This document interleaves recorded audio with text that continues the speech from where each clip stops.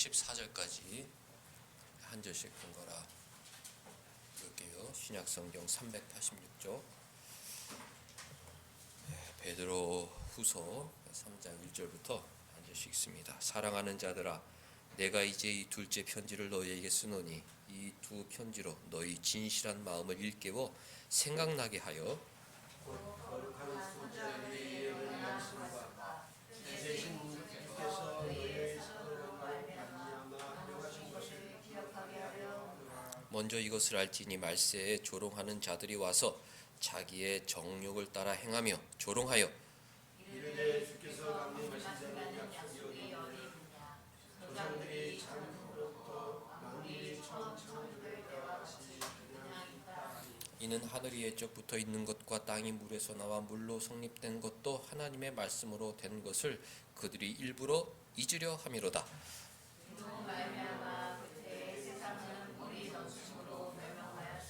이제 하늘과 땅은 그 동일한 말씀으로 불사르기 위하여 보호하신 바 되어 경건하지 아니한 사람들의 심판과 멸망의 날까지 보존하여 두신 것이니라. 사랑하는 자들아, 주께는 하루가 천년 같고 천년이 하루 같다는 이 한 가지를 잊지 말라. 주의 약속은 어떤 이들이 더디다고 생각하는 것 같이 더딘 것이 아니라 오직 주께서는 너희를 대하여 오래 참으사 아무도 멸망하지 아니하고 다 회개하기에 이르기를 원하시느니라. 그러나 주의 날이 도둑같이 오니 그날에는 하늘이 큰 소리로 떠나가고 물질이 뜨거운 불로 부러지고 땅과 그 중에 있는 모든 일이 드러나리라. 이 모든 것이 이렇게 풀어지리니 너희가 어떠한 사람이 되어야 마땅하냐. 거룩한 행실과 경건함으로 하나님의 날이 임하기를 바라보고 간절히 사모하라. 그날에 하늘에 불이 타서 쏟아지고 물질이 뜨거운 물에 부어지리라. 우리는 그의 약속대로 의가 있는 곳인 새 하늘과 새 땅을 바라보도다. 그러므로 사랑하는 자들아, 너희가 이것을 바라보나니 주 앞에서 점도 없고 흠도 없이 평강 가운데에서 나타나기를 힘쓰라. 오늘은 우리의 신앙 네 번째 시간으로 세상의 종말에 대해서 설교하겠습니다. 너희는 무엇을 믿느냐? 우리는 세상의 종말을 믿는다. 세상 사람들도 세상 사람들은 세상의 종말을 믿지 않죠. 관심이 없습니다. 그런데 놀라운 것은 교회 안에도 세상의 종말이 없다, 그렇게 주장하는 사람들이 있습니다. 놀라운 일 아닙니까? 주님께서 다시 오시겠다 약속하셨고 다시 오셔서 세상을 심판하실 것이라 수차례 예고하셨는데 교회 안에서 종말이 없다, 이렇게 가르치는 사람들이 있기 때문에 우리는 그런 사람들과 다르다. 우리는 세상에 종말이 있다. 특별히 7절 말씀대로 경건하지 아니한 사람들의 심판과 멸망의 날이 있다. 심판과 멸망의 날이 틀림없이 있다고 주장하죠. 사람이 죽으면 영혼과 육체가 분리되죠. 죽음이 무엇이냐? 육체와 영혼이 분리되는 순간이다. 육체에서 영혼이 떠나는 그 순간, 육체는 다시 사그러들고 흙으로 돌아가고 영혼은 중간 상태죠. 하나님 계신 낙원이나 하나님께서 버림받으시리 가는 음부나 그곳에서 머물다가 나중에 세상의 종말에 다시 육체와 하나가 되는데 그게 부활이죠. 부활은 무엇이냐? 우리의 영혼이 썩어진 육체와 다시 하나가 되는 그 순간, 그 순간이 부활이고, 이 죽음은 무엇이냐? 육체와 영혼이 분리되는 순간, 육체에서 영혼이 떠나는 순간이 이제 죽음의 순간입니다. 세상의 종말에 예수님 다시 오시는 날이 세상의 종말인데, 그때 사람들은 다 부활하여, 의인이든 악인이든 다 부활하여 그리스도의 심판대 앞에 서게 된다는 것이 성경의 가르침입니다. 우리의 신앙인 것이죠. 그런데 3절 말씀 보면 먼저 이것을 알지니 말세에 조롱하는 자들이 와서 자기의 정욕을 따라 행하며 조롱하여 이르되 주께서 강림하시는 약속이 어디 있느냐. 야, 심판이 어디 있어. 그거는 다 신화야. 무슨 세상의 종말이 어디 있어. 그것은 다 사람들이 지어낸 말이야. 그렇게 조롱한다는 것입니다. 자신의 정욕을 따라 행하고 싶기 때문에 자기 마음대로 살고 자기 마음대로 욕심을 부리고 자기 이기심에 지배되어 압도되어 살아도 아무런 죄책감을 느끼지 않도록 교회를 조롱하고 성경의 가르침을 조롱하는 사람들이 많이 나타나는 거예요. 세상 사람들이 이미 교회를 향하여 그렇게 조롱하고 있어요. 야, 예수님이 동정녀 몸에서 태어나셨다고, 야, 뭐 박혁거세가 알에서 태어났다는 얘기냐? 그런 미신을 믿느냐? 이렇게 조롱하고 세상에 종말이 어디 있냐? 이제 교회를 조롱하죠. 그 여파가 교회 안에 들어와서도 교회 안에서 목사가 종말이 없다는 것을 전제하고 가르치는 경우가 많다는 것입니다. 4절 주께서 강림하시는 약속이 어디 있느냐. 그 약속은 거짓말이다. 뭐 오신다고 그랬는데 벌써 몇 년이 지났냐. 예수님이 곧 오신다고 그랬는데 곧 오신다고 그랬는데 베드로가 편지 쓸 때가 예를 들어서 주후 넉넉 잡고 그냥 100년이라고 잡았을 때, 야, 주님께서 70년 전에 다시 오시겠다고 하신다고 그러니 70년이 지났는데 뭐 오시냐. 안 오신다 그랬다는 거. 지금 2000년이나 지났기 때문에, 야, 주님 오신다고 약속하신 지가 2000년이 지났는데 정말 오시겠냐? 안 오신다. 우리 살아갈 때는 안 오고 내 자식 때도 안 오고 우리 손자 손녀 때도 안 오고 그런 건 우리가 생각할 필요가 없다. 이런 사고에 지배되어 살아간다는 것이죠. 세상에 종말이 없다. 그런 거짓말에 나도 모르게 오염이 되고 교회에서 세상의 종말이 곧 임박합니다 가르치지 않기 때문에 그 세상 사람들과 똑같이 나 때는 안 와. 우리 아들 때도 안 오고 손자 소녀 때도 안 오고, 아유, 그 약속은 벌써 2000년 동안 연기됐는데 우리 때 지켜지겠어? 이런 아니란 마음으로 살아간다는 것이죠. 우리 조상들이 잔후로부터 만물이 처음 창조될 때와 같이 그냥 있다. 야, 창조는 한 지금으로부터 6000년 전에 창조되었고 그 전부터 창조되었을 텐데 아직까지도 변함없이 잘 세상이 돌아가고 있는 걸 보면 이 세상은 그렇게 그냥 계속 돌아가는 것 아니냐. 하나님께서 지구를 완벽하게 창조하시고 어디 다른 데로 가버리셨기 때문에 이 지구는 그냥 자연적으로 영원히 굴러갈 것이다. 이렇게 생각하는 것이죠. 5절 이는 하늘이 옛적부터 있는 것과 같이 땅이 물에서 나와 물로 성립된 것도 하나님의 말씀으로 된 것을 그들이 고의적으로 잊고 언급하지 않고 거부하려고 하는 것이죠. 시작이 있으면 끝이 있다. 시작보다 어려운 것이 끝맺음인데 하나님께서 어쨌든 시작하셨으니까 이 일에는 끝이 있다. 그러니까 일반적인 이치로 봐도 그게 맞는 것이죠. 사람들이 하나님께서 말씀으로 세상을 창조하신 것을 일부러 잊으려고 가르치지도 않고 생각하지도 않고 세상에 종말이 있을 거라는 것도 역시 가르치지도 않고 생각하고 있는데 그것이 다 하나님의 말씀을 조롱하는 자들, 자신의 정욕대로 살려고 하는 자들이다. 6절 그런 조롱하는 사람들 때문에 세상은 이미 노아 홍수 때 물이 넘침으로 한번 멸망하였다. 이미 한번 멸망하였지만 말씀으로 창조하신 것도 생각하지 않고 노아의 홍수 심판도 생각하지 않고 다 그런 것들은 옛날 이야기, 전설, 신화라고 취급하고 신자들이 그렇게 살고 있다. 7절 말씀을 우리가 주의 있게 봐야죠. 이제 하늘과 땅은 그 동일한 말씀으로, 동일한 말씀, 능력의 말씀, 세상을 창조하신 그 능력의 말씀으로 불사르기 위하여 보호하신 바 되고 있는 것이다.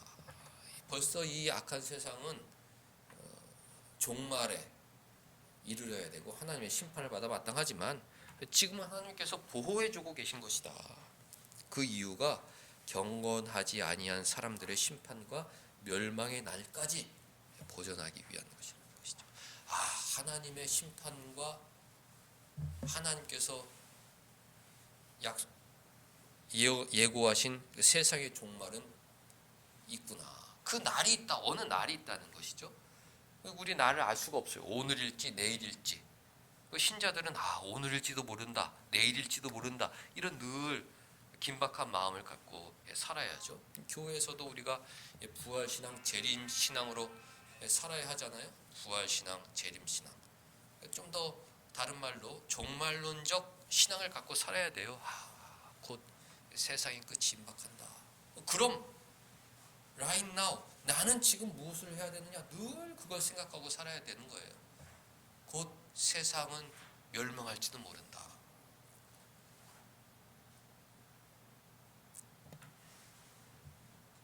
(10절) 보면 주의 날이 도둑같이 온다. 언제 올지 모른다. 오늘 올지 내일 올지. 도둑이 내가 몇 월 며칠 날 너네 집을 털겠다 예고하고 오는 경우가 없잖아요.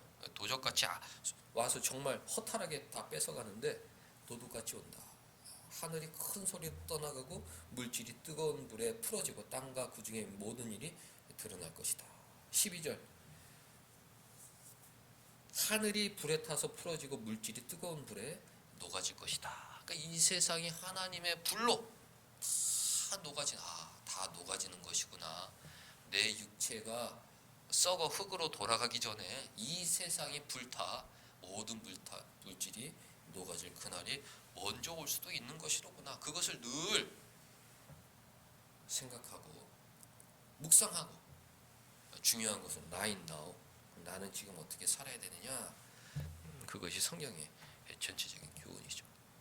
그러니까 신자들은 어떤 신앙으로 살아야 되느냐, 하나님의 절대 주권을 믿고 또 예수님의 신성을 믿고, 또 나는 종말론적 신앙이다. 세상에 종말이 있다. 그것도 임박해 있다. 나는 종말론적 신앙을 갖고 사는 사람이다. 부활신앙, 재림신앙 다 같은 말이지만 조금 더 구체적으로 나는 종말을 믿는다. 내일 있을지도 모르는 세상의 종말을 늘 의식하며 사는 종말론적 신앙이다. 이것을 놓치지 말아야 하는 것이죠.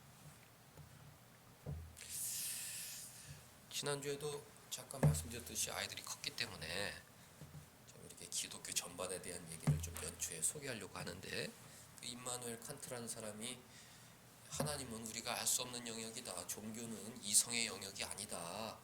종교를 무슨 학교에서 학문하듯이 그렇게 해서는 안 된다. 그렇게 선언한 이후에 신학자들이 위축이 됐죠. 스스로 종교는 이성의 영역이 아니라 감정의 영역이다. 그렇게 해서 한 발 후퇴해서 기독교를 자신들도 모르게 이제 변절시키고 후퇴시키는 그런 결과를 낳았는데, 그때 활동했던 이제 신학자들이 예수님에 대해서 예수님이 역사적으로 존재하신 인물은 맞는데 그 제자들이 너무 우상화를 했다. 성경에다가 너무 우상화를 시켜놨기 때문에 우리가 그 미신적인 것을 제거하고 예수님이 어떤 사람인지 그것을 알아야 된다. 이제 이런 연구를 했어요. 그래서 그 사람들이 성경의 1.1핵을 믿지 못했죠. 요건 거짓말, 요것도 거짓말, 요것도 거짓말, 요건 미신, 요건 신화, 이거는 저 헬라 어디 전설에서 따온 얘기, 이건 어디서 따온 얘기, 다 성경을 그런 식으로 해가지고 예수님은 어떤 사람이냐? 착한 사람이었다. 우리는 어떻게 해야 되느냐?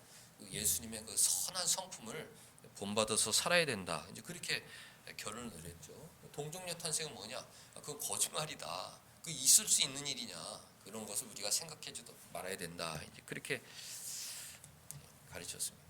근데 그런 신학자들 때문에 우리 신학이 더 굳건해졌죠. 아주 최근에 1920년대 그 웨스트민스터 신학교가 세워지면서 이제 수차례 소개되지만 그 메이천 박사님이라는 분이 이제 우리가 믿는 신앙 5가지. 첫 번째는 성경의 무오류입니다. 우리는 성경의 무오류를 믿는다. 두 번째가 예수님의 동정녀 탄생이다. 그러니까 1번, 2번이 중요한 거예요. 이것을 믿지 않으면 우리는 같이 신앙생활을 할 수 없다. 많은 사람들이 조롱했어요. 너네들은 그 옛날 그런 신앙을 갖고 살아가느냐, 그런 신앙을 해서는 통하지 않는다. 손가락질 했던 사람들은 교회는 다 없어져 버리고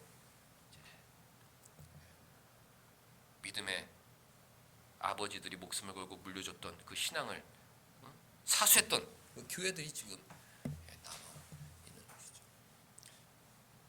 그래서 어쨌든 우리 신앙은 더 건강해졌어요. 메이천 박사님이 명저를 남기셨는데 한 권은 기독교와 이제 자유주의, 기독교와 자파주의라는 책을 써서 이 자유주의 신학자들은 기독교가 아니구나, 그것을 일깨워 주셨고, 또 하나는 그리스도의 동정국 탄생, 예수님에 대한 성경의 모든 기록은 진실이고 우리가 붙들어야 할 진리는 예수님께서 정말 하나님의 성령으로 잉태되어서 죄 없는 모습으로 이 땅에 오셨다는 것을 우리가 정말 붙들어야 되는구나, 그런 우리 신앙을 일깨워 주셨죠.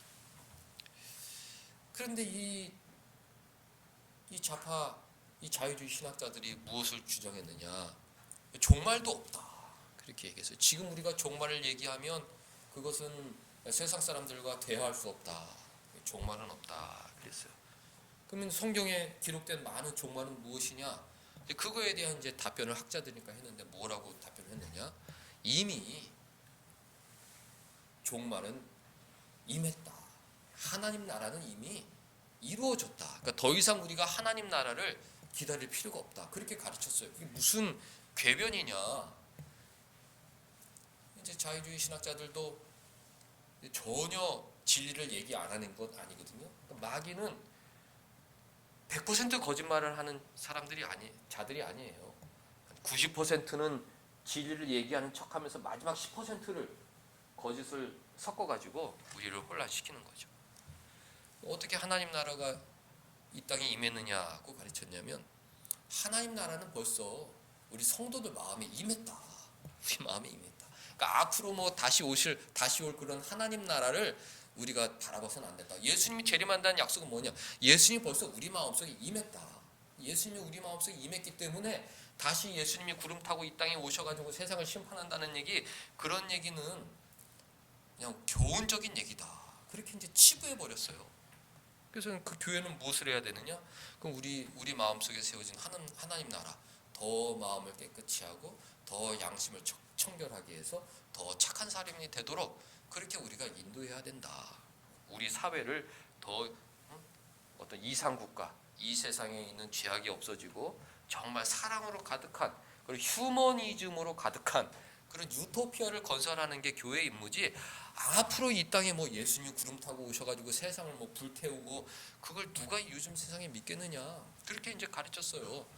그런 무신론적 유물론 때문에 세상 사람들은 이 종말에 대한 두려움을 이제 잃어버리게 되었죠. 지금 현대인 중에, 여러분들 친구들 중에 어떤 종말에 대한 두려움, 이 땅에 어떻게 멸망하고 뭔가 심판이 임할 거에 대한 그런 경각심을 갖고 살아가는 사람들이 어디 있습니까? 근데 그는 자유주의 신학자들이 종말이라는 것은 앞으로 올 종말이 아니라 이미 실현이 되었다, 이 땅이 이미 실현이 되었고 우리 마음속에 임했고, 물론 이제 그런 내용이 있죠. 하나님 나라는 두 가지 측면이 있죠. 우리 마음에 임한 하나님 나라가 있지만 앞으로 이 땅에 오실 예수님의 왕국이 있고, 우리 개혁주의 정통 장로교는 그 두 가지를 아주 정확하게 바라보죠. 우리 마음속에도 하나님을 신하려고 하지만 앞으로 임할 하나님을 나라를 대망하면서 그 그리스도의 심판대 앞에 설 준비를 하기 위해서 더 선한 삶을 사는데, 어떤 그런 신학자들 때문에 하나님의 말씀이 가볍게 여기고 성경에 기록된 그 수많은 심판에 대한 경고의 말씀을 등한히 여기고, 이런 것들은 그냥 착하게 살라고 아버지가 야 니네 착하게 살아라, 아니면 니네도 혼낸다, 이 정도의 어떤 훈계성의 얘기지 진짜 일어날 일이 아니라고 가르쳤던 것입니다. 우리는 어떻게 해야 되겠습니까? 1.1핵도 지나칠 수가 없다. 정말 무릎 꿇고 이 약속의 말씀을 우리가 어떻게 받아들일 것인가. 10절 도둑같이 온다고 그랬는데 하늘이 큰 소리로 떠나가고 물질이 뜨거운 불에 풀어지고 땅과 그 중에 모든 일이 다 그리스도의 심판대 앞에 드러나겠다고 그러는데 이것은 반드시 틀림없이 일어날 사실인데 그러면 우리는 어떻게 살아야 될까? 이런 경각심을 갖고 살아가야 한다는 것입니다. 오늘 베드로후서 3장 말씀이 주는 교훈은 무궁무진하죠. 세상은 조롱하고 있다. 교회에서도 이 종말 교훈을 조롱하는 자들이 있다. 그것을 우리가 알아야 돼요.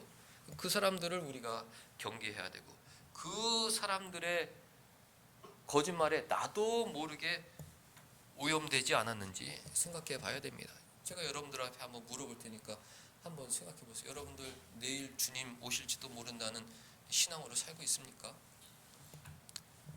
나도 모르게 세상에 오염되었다. 그 좌파 신학자들, 자유주의 신학자들이 뿌리고 교회에 뿌리고 난 그 가라지 잡초들 때문에 내 영양분을 모두 빼앗겨 교회가 된 것입니다. 우리 경건한 신앙인들은 내일 주님이 오실 수 있다. 오늘 오실 수 있다. 늘 종말론적인 신앙을 갖고 살아가야 한다는 것이죠. 두 번째,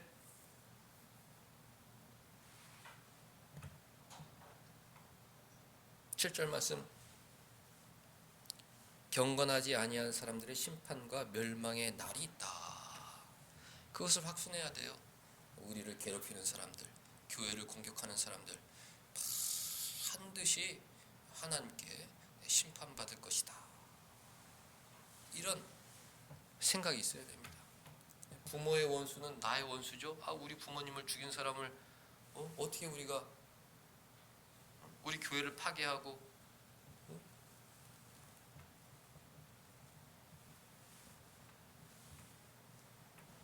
하나님의 뜻이 아니면 우리가 사랑하고 용서할 수가 없죠. 그럴 수도 있어. 이렇게 가볍게 지나갈 문제가 아니지 않습니까? 교회를 공격했던 사람, 우리 신앙을 파괴하려고 온갖 거짓과 선동으로 우리 성도들을 잡아가 피 흘려 죽이게 했던 그 사람들, 그런 사람들에 대한 하나님의 의로운 심판이다. 요한계시록에 그런 성도들이 지금 예수님 옆에서 기도하고 있다고 가르쳐주세요. 기도하고 있다. 주님, 심판을 언제까지 미루실 것입니까? 그런 사람들에 대한 심판이 있다는 것을 확실해야죠. 더 중요한 것, 9절 말씀인데 오늘 이제 지금부터 우리가 살펴볼 말씀을 이제 마음에 새기고 세상에 나가야겠죠. 9절 말씀 보면 너희를 대하여 오래 참고 계신 것이다. 오래 참고 계신 것이다. 너희들이 멸망하기를 원하지 않으신다. 다 회개하기를 원하신다. 하나님께서 심판을 연기하시는 이유는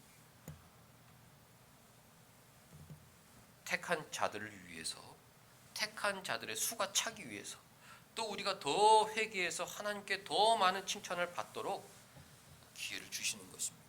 지금 오면 주님 앞에 부끄럽잖아요. 더 주님 앞에 바로 설 수 있도록 너를 위해서 세상의 종말을 연기하는 거야. 이렇게 받아들이면 좋아요. 네가 더 회개해서 네가 더 영광스럽게 예수님 앞에 설 수 있도록 세상의 종말을 연기시키는 거야. 주님 나를 위해서 이런 큰 일을 하고 계시군요. 이런 감사의 마음이 있어야 되는 것입니다. 13절, 우리는 그의 약속대로 의가 있는 곳인 새 하늘과 새 땅을 바라본다. 14절, 그러므로 사랑하는 자들아 너희가 이것을 바라보나니 주 앞에서 점도 없고 흠도 없이 평강 가운데에서 나타나기 힘쓰라. 이 명령인 것입니다. 우리의 신앙은 점도 흠도 없이 세상의 종말에 나타나야겠다. 점도 흠도 없이 주님 앞에 설 수 있도록 노력해야겠다. 그것이 신앙의 핵심인 것이죠.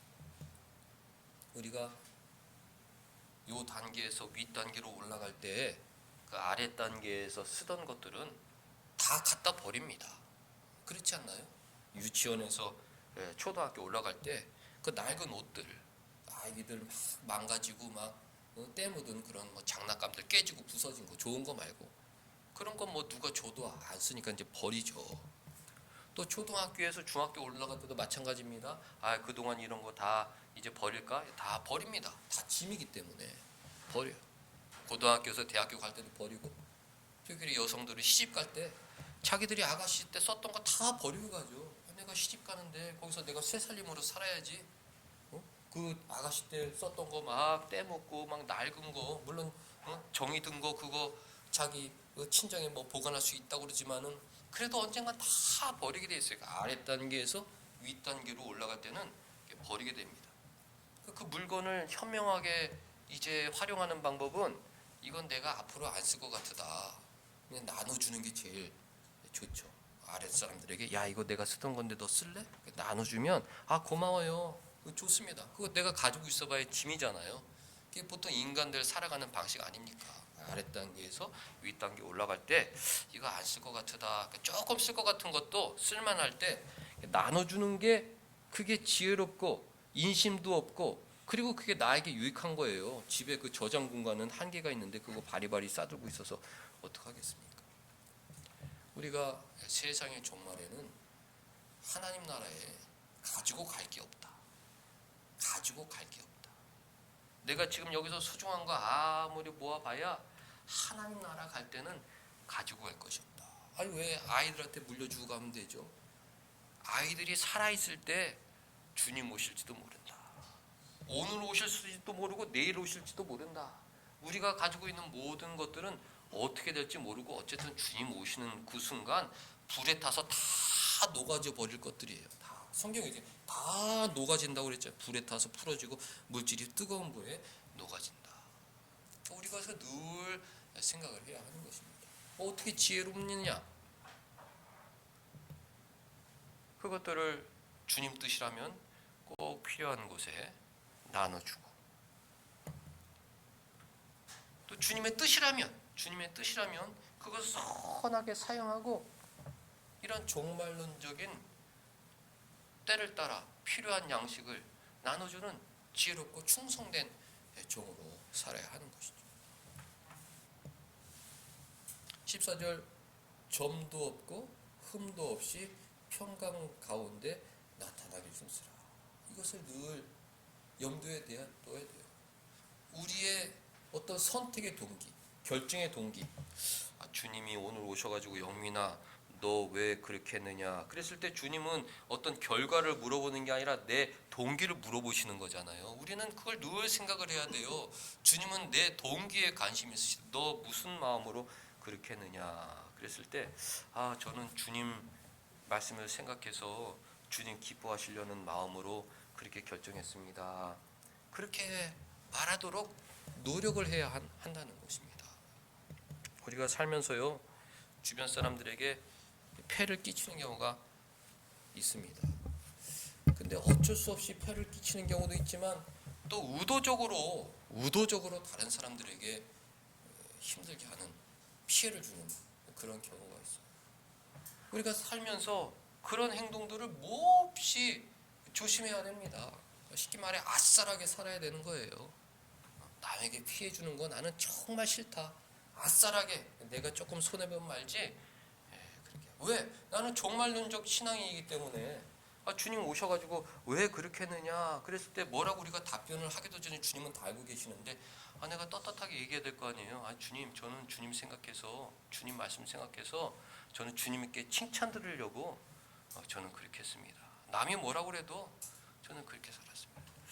우리 여기 박병조 김경민 집사님 계신데, 정화가 이제 중학교 가잖아요.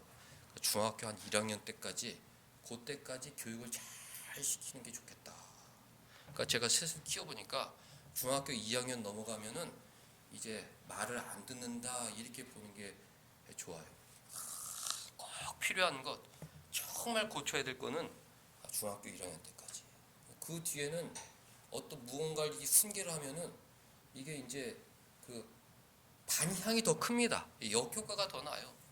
그때는 정말 예수님처럼 참으면서 이렇게 해야 되는데, 또 어떤 거는 또 말하고 싶어도 말 못하는 게 뭐 한두 가지가 아닙니다. 그러니까 제 얘기를 나중에 아, 목사님 그런 얘기셨구나 그렇게 생각할 때가 올 텐데, 지금 가르쳐야 될 거는 지금 잘 가르쳐야 된다. 이 기회를 놓치면은 나중에는 이제 그렇습니다.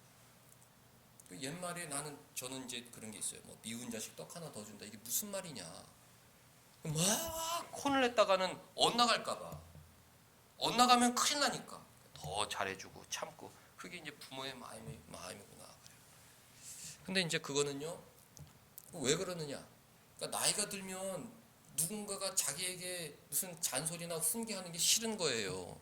우리 인간의 죄성 때문에 그렇습니다. 누가 나에게 싫은 얘기를 하는 걸 듣기가 쉽습니다. 그러니까 중학교 2학년 때부터는 서서히 자아가 형성되는 시간이기 때문에 누가 뭐라고 부모가 아무리 뭐라고 그래도 내 자아하고 이게 반대가 되면 그걸 거부하고 그것을 이제 잔소리로 받아들이게 돼요. 그건 뭐 저희 가정뿐만 아니라 모든 가정이 다 그런 거니까 이건 뭐 누구를 뭐 흉보고 이런 얘기가 아니라 다 저도 그랬어요. 다 그랬어요.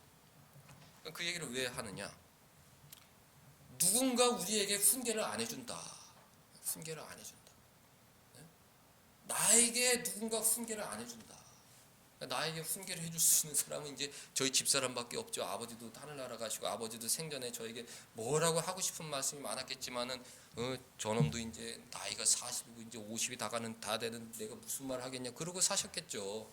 그러니까 누구도 나에게 훈계를 안 해준다. 아무도 나에게 고등학교 들어가면서부터는 누구도 나에게 정말 따끔한 훈계를 안 해준다. 이거를 잘 생각을 하셔야 됩니다. 우리가 그리스도 앞에 점과 흠이 없이 서게 되려면 누군가가 훈계를 듣고 죄를 깨달아야 되잖아요. 주일 예배 시간밖에 없다. 말씀으로 훈계받는 시간 외에 누군가가 나에게 훈계할 수가 누가 얘기해도 우리는 죄성이 있기 때문에 안 듣습니다. 듣질 않아요. 저도 누가 얘기하면 안 들어. 이제는 내가 누가 뭐 얘기할 게 내가 뭐 누구한테 눈치 봐. 아버지도 없는데 누가 나한테 뭐라 내 마음대로 사는 겁니다. 저를 훈계할 수 있는 그거는 하나님 말씀밖에 없어요. 내가 점도 없이 흠도 없이 살아야 되는데 주님이 와가지고 너 왜 그렇게 했냐? 너 52살에 너 왜 그렇게 했냐? 이랬을 때 제가 뭐라고 얘기할 게 있어야 될 거 아닙니까? 그거를 깊이 생각하지 않는 이상 우리 삶은 변하지 않는다. 점과 흠이 없는 상태로 변할 수가 없다. 중학교 2학년부터 죽을 때까지는요. 하나님 말씀 외에는 변화의 가능성이 제로라고 봅니다. 부모가 훈계하는 순간 엇나간다. 최대한 참고 기다리고 회개하고 바른 모습으로 성장하려면 하나님 말씀밖에 없다. 그 말씀 중에서도 종말론적 신앙밖에 없다. 종말론적 신앙만이 나를 회개시킬 수 있는 것입니다. 우리가 새해를 시작했잖아요. 계획도 많고 이제 뭔가 힘차게 달려나가야 되고 뭔가 결정도 하고 이제 그래야 되지 않습니까? 인생에 여러 가지 일들이 많이 있지 않습니까? 너 와서 그렇게 살았냐 그랬을 때 저도 부끄럽죠. 주님 너무 부끄러워요. 저 정말 뭐 의욕도 없고 여러 가지 괴로운 것이 이만저만이 아닙니다. 뭐 저 나름대로 얘기할 수 있겠죠. 그게 너의 베스트였냐? 네 최선이냐? 그러면 뭐 할 말이 없는 거예요. 세상 사람들이 얘기하면 제가 뭐든지 다 얘기할 수 있죠. 뭐 너가 뭐 내 생활 겪어봤냐? 내 그 뭐 힘든 걸 네가 아냐? 겪어보지도 않고 너 그렇게 얘기할 수 있냐? 뭐라고 얘기할 수 있지만 주님이 얘기하면 뭐라고 얘기할 수 없는 것입니다. 우리의 회개를 위해서 세상의 종말을 연기시키고 계시다. 우리를 더 칭찬해 주시기 위해서 야 애썼다. 애썼다.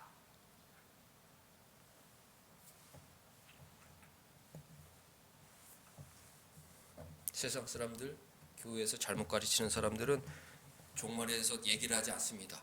왜? 스스로 종말이 없다고 믿는데 교회에서 종말이 없습니다. 그러면은 저 목사님 이단 아니야? 이런 손가락질 받을까봐 종말 재림 심판 얘기를 아예 안 해요. 설교 주제 없습니다. 서로 사랑해야 합니다. 어떻게 사랑하냐고요, 죄인이. 우리가 무슨 능력으로 사랑해요? 사랑하려면 동기가 있어야 되잖아요.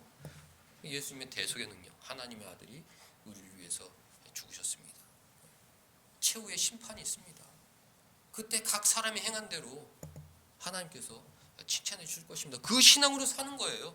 누가 뭐래도 아, 이것 해야 내가 유익할 것 같은데 지금 내가 이렇게 해야 아무도 얘기 안 하고 나만 알고 이렇게 해서 내가 이득을 누리며 살고 싶은데, 그렇지만은 예수님 앞에는 속일 수가 없죠. 다 불에 타 녹아지고 세상의 모든 것이 다 드러나고 우리의 그 근본적인 동기도 다 드러날 텐데, 우리 신앙인들만 정말 깊이 있는 인생을 살 수 있는 거예요. 우리 기독교인 외에 진짜 깊이 있는 인생을 살 수 있는 사람들이 없다. 저도 나이가 50 넘어가면서 뭔가 이 지성이 떨어지는 것 같고 기억력이 가물가물해지는 것 같고, 저도 뭔가 고집이 생기는 것 같고, 민선이랑 요즘에 시간에서 외출하면서 야, 아버지가 뭐라고 얘기하는 거 이제 다 믿으면 안 돼. 아버지가 성경 얘기 외에 뭐 얘기하는 걸 다 믿으면 안 돼. 아버지는 이제 내리막길이기 때문에 네가 이제 생각을 해가지고 그렇다고 나한테 기분 나쁘게 얘기하면 안 되고, 잘 얘기를 해야 돼. 그렇게 되는 거예요. 누가 저한테 누가 얘기한다고 제가 누구 얘기를 듣겠습니까, 여러분들? 하나님 말씀 아니면은 변화될 수 없다. 하나님이 나를 어떻게 심판하실까? 여기서 내가 어떻게 해야 되나? 이런 고민 속에 우리 인생이 깊어지는 겁니다. 기독교인 외에 깊이 있는 인생이 없다.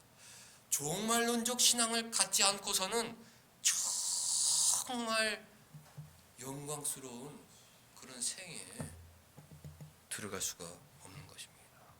어릴 때부터 너무나 듣던 얘기라 이것을 뭐 너무 당연한 건 아니야, 이렇게 가볍게 지나갈 것이 아니라, 세상 사람들은 자신들의 심판에 대해서 전혀 고려하고 있지 않구나. 교회 안에서도 그 목사님들이 종말과 심판에 대해서 그것을 얘기하지 않기 때문에 그저 나의 행복 추구, 주님이 나를 도와주셔서 이 물질적인 어려움이 지나가고 요 수준에서만 머물고 있는 경우가 많잖아요. 우리 진짜 신앙이잖아요. 종말론적 신앙. 누가 나에게 잔소리 해줄 사람이 없다. 그거를 여러분들 꼭 기억하세요. 누가 나에게 따끔하게 내 마음을 감동시켜 나를 바른 길로 인도해 줄 사람은 이제 없다. 그렇게 생각하세요. 부모도 어려워서 얘기를 못한다. 그럼 누가 나를 변화시킬 것이냐? 하나님 말씀이다. 모든 것이 다 녹아질 것인데 내가 예수님 심판대 앞에 서게 될 텐데 어떻게 해야 될까? 이것은 뭐 주변 사람의 문제가 아니라 나와 주님과의 문제인데 어떻게 해야 될까? 이것을 깊이 생각하면 영광스러운 날이 임하게 될 것입니다. 여러분들은 정말 주님 앞에 큰 칭찬과 영광 받는 그런 생애가 될 거예요. 우리가 이 땅에서 뭐 물질적인 뭐 명예나 어떤 이런 걸 얻지 못해도 주님 나라에서 주님 칭찬 받으면 영원한 복 아니겠습니까? 살아갈 때 세상의 종말과 심판이 있다. 우리를 위해서 연기해 주셨다. 악한 사람들은 신경 쓸 필요 없다. 다 하나님이 쟤네들은 다 심판할 거다. 나를 괴롭게 했던 모든 이들 다 하나님께서 심판할 거다. 그게 중요한 것이 아니라 내가 점도 없이 흠도 없이 주님과 그 평강. 야 왔어. 집에 사랑하는 사람이 왔어 하고 막 수고했다. 뭐 얼마나 힘들었니 막 좋잖아요. 와도 저 녀석 꼴 보기 싫으면서. 주님이 그러시진 않겠지만 너 80년 동안 너무 수고 많았다. 저 주님만 생각하고 살았어요. 정말 주님밖에 없어. 착하다. 너무 수고했다. 쉬어. 그런 날을 우리가 바라보고 살아야겠는데, 종말을 확신하고 주님 앞에 점도 흠도 없이 설 수 있도록 노력하는 진실한 신앙인들 되기를 주님의 이름으로 축복합니다. 하나님 아버지, 말씀을 통해 우리의 생애를 다시 돌아보게 하여 주시니 감사드리옵나이다. 죄 많은 인생이라 더 하나님 마음 속상하게 했을 법한 인생이었는데 성령께서 도와주시고 주님 사랑으로 감화감동해 주셔서 이만큼 인도해 주심을 진심으로 감사드렸고, 하나님 간절히 바라옵기는 더 우리 마음을 새롭게 하여 주셔서 말씀으로 새롭게 하여 주셔서 깨끗한 마음 허락하여 주셔서 더 주님 기쁘시게 해드리는 종말론적 신앙인으로 살아가게 하여 주옵소서. 예수님의 이름으로 기도하옵나이다. 아멘.